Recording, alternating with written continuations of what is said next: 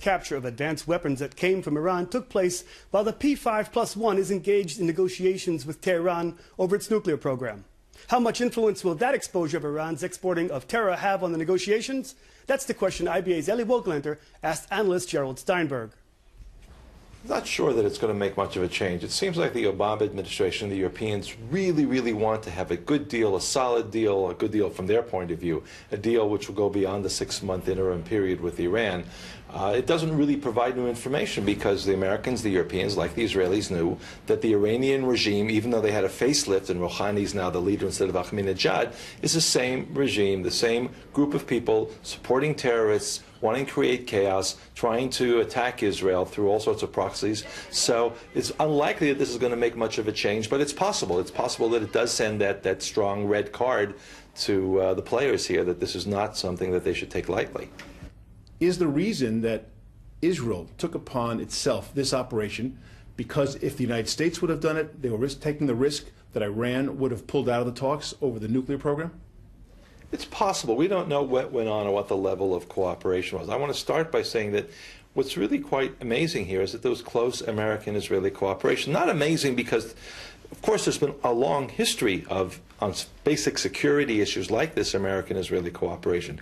But in the midst of a lot of friction over the negotiations, over the enrichment, over the reactor, the plutonium production reactor, the general Israeli dissatisfaction with what seems to be a very soft American policy, and also with the friction over the negotiations, the Jeffrey Goldberg interview, which sounded like a threat to Netanyahu. All of a sudden now we see a lot of cooperation going on the Iranian issue. Also the visit at the White House seemed to have gone well. The language that was used was very much one in a cooperative spirit. So either the Americans are really playing a very nuanced and complex game, or perhaps what I think a lot of us see is confusion, that cooperation and tension all going together, and where does that leave us with? So in terms of why the United States sort of may have handed off this operation to Israel, or said we would prefer you to take it, or maybe Israel said, look, this is something for us, it's very important for us to do it, and we have could be simply that Israel had the forces in place.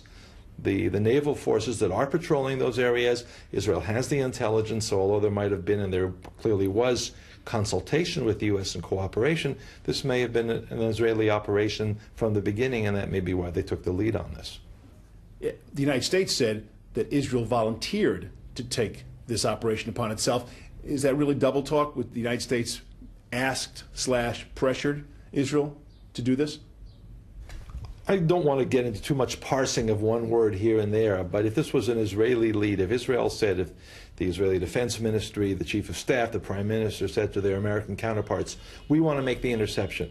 Let's say both countries could have done it, but Israel wanted to do it. Israel's also sending a message to Iran and to Hamas and to Syria and all the other players. This is the attempt to smuggle weapons. Let's look at this for a second and see who was involved in this. The weapons originated in Syria. Syria has these missiles, and we don't know what else is on the plane, long-range missiles in Middle East terms that are capable of hitting all of Israel. These are not these homemade Fajrs that we've been hearing about. They were made in Syria on the basis of old Chinese technology. They were then shipped by plane to Iran, offloaded, then picked up again. There was a stop in Iraq where they loaded up some cement, the whole thing, and then around the Horn and off to be where it was intercepted.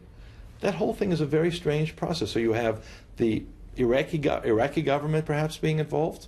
You have certainly Iran and Syria being involved, and Israeli tracking all along the way. So if Israel wants to send a message, just like it probably, according to foreign reports, sent a message with that attack on the convoy at the Lebanese border a little while ago, saying these kinds of weapons are off limits, and we're going to take every measure necessary to prevent them.